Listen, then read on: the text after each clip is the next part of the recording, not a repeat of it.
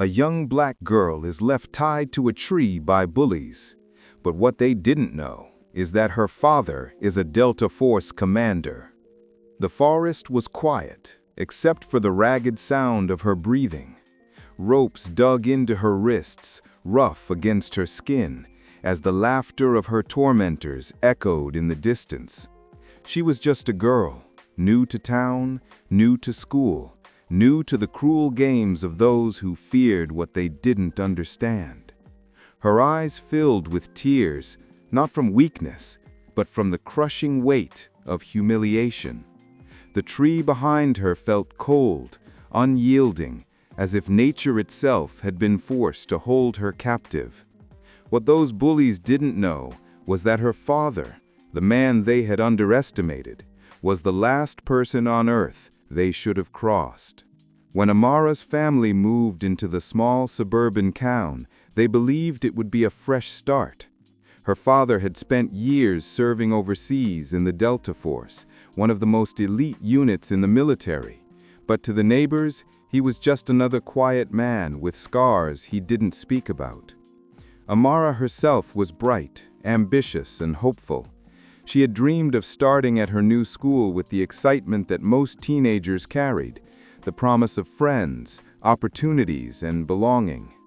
But from the very first day, she felt the weight of being different. In a school where nearly every face looked the same, hers stood out. Whispers followed her in hallways. Lunch tables that once seemed inviting turned cold. It wasn't just the normal difficulty of being new. It was the kind of isolation born from prejudice, the kind that cuts deeper than words ever should. Still, Amara carried herself with quiet dignity. Her father had always told her, "Strength isn't how loud you are, it's how unshakable you remain." She tried to embody that strength, focusing on her studies, drawing in her notebook, and walking home with her headphones, shielding her from the world. But cruelty rarely stops when ignored. It festers. A group of boys in her grade decided she was an easy target. Their mockery started small: taunts, shoved books, laughter at her expense. Teachers looked away, students joined in, and slowly the hostility became a storm. By the time autumn leaves had begun to fall, that storm was about to break in the most vicious way imaginable. It happened on a Friday afternoon, the kind of day when the air smelled of rain, and the sky turned gray long before sunset. Amara had stayed late in the library, avoiding the jeers in the cafeteria, focusing instead on an essay about resilience, how people endure against impossible odds. As she stepped outside, a group of boys trailed behind her. She felt their presence before she heard their footsteps. The unease tightened in her chest, but she told herself to walk faster, to ignore them. But ignoring cruelty never stops it. It only emboldens those who thrive on fear. She quickened her pace, but within moments she was surrounded. Their insults came like stones, sharp, bruising, relentless. They mocked her skin, her hair, the way she walked. But this time it wasn't just words. One boy shoved her. Another grabbed her backpack and tossed it into the dirt. When she tried to retrieve it, they blocked her path. Fear crept in, but she forced herself to stay composed, just as her father had taught her. The road they pushed her onto led into the woods near the schoolyard, a place where fewer eyes would see. Her protests were drowned out by laughter, cruel and high-pitched, as though torment was their entertainment. And then came the rope. She didn't even see where it came from, just that suddenly they had it wrapped around her arms, pulling her toward a large oak tree. She fought, twisting, kicking, trying to break free, but there were too many of them.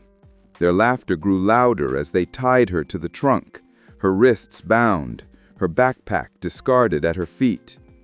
They mocked her tears, told her she didn't belong here, that no one would care enough to help.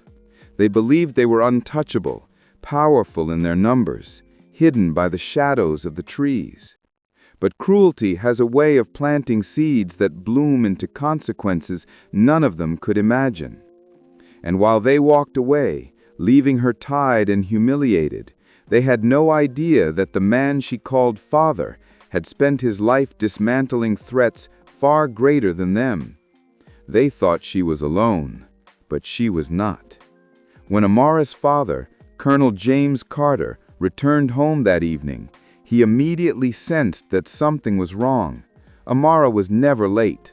Discipline and punctuality ran in her blood, the same way it had in his.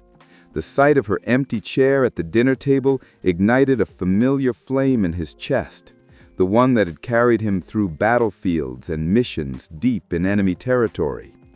He retraced her usual route, his trained eyes scanning every detail, every footprint in the dirt. And then he found it. Her backpack, torn and dirty, half buried beneath leaves near the woods. His heart hardened.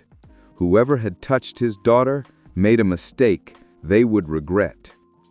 He moved silently through the trees, his body instinctively reverting to years of covert training. And then he saw her, tied to a tree, wrists raw from rope burns, her face streaked with tears. The sight shattered him, but not into weakness, into precision, into resolve. He freed her bonds with swift, steady hands.